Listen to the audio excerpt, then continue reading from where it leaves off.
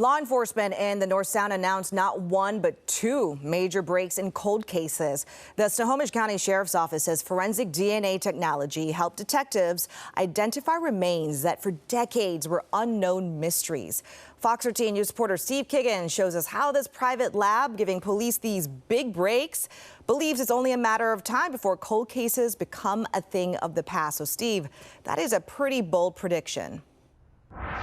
Well, Hannah, you know what's so interesting is that these cases baffled these investigators right from the start. One of these cases deals with a missing person dating back to 1981. The second case we're talking about is regarding remains that have been found, believe it or not, 45 years ago today. Well, today, both of those cases in both of those families, they finally have some sense of closure.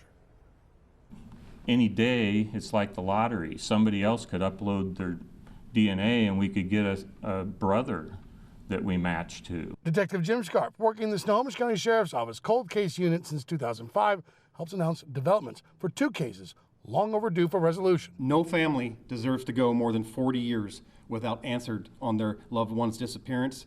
In one case, remains discovered in a Marysville landfill back in 1977. Detectives aren't certain but say it's possible this person fell asleep in a dumpster in Seattle and died during compaction, only to be discovered later at the landfill.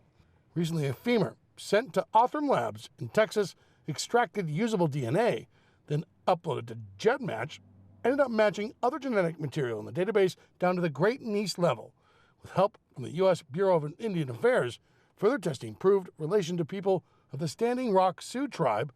The John Doe finally identified as Blaine Has Tricks, who'd been missing since 1974. I was really surprised because, I thought there was other family members of his around that they would be able to find too, but, there was hardly nobody left. There was only me left. Second case surrounds the case of Alice Lou Williams, reported missing near her family's cabin at Lake Loma. She'd been missing since 1981 until 2009, when partial remains were located in a ravine by the Forest Service. Othram Labs helped connect DNA from the remains to her children. In March, her daughter Donna wrote, "Thank Jane Jorgensen, the medical investigator, for identifying my mother's remains, and to Jim Scarp for their ongoing efforts to put an end to this case." And her son says, "Thank to all the people working in Snohomish County who took the time to find conclusion. It was over 40 years of little information and lack of hope that we waded through." Othram Labs says their process can extract usable DNA in amounts unusable only years ago, and says the technology will soon close the gap on cold cases. And I think that in our lifetime, in this next decade or so, we'll live in a world where the cold case backlogs are cleared. People don't have to wait decades to find out what happened to their loved one going forward. And perpetrators are caught the first time they commit a crime and not the second, third, fourth, and fifth when they get into a database.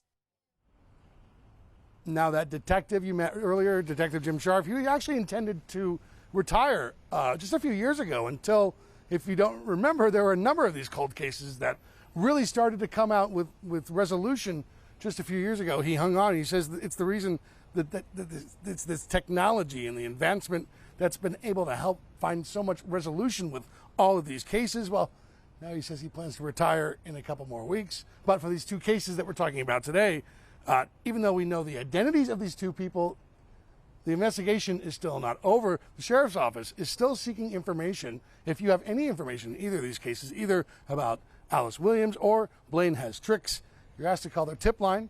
The number is 425-388-3845. We're live in Everett tonight. Steve Kiggins, Fox 13 News.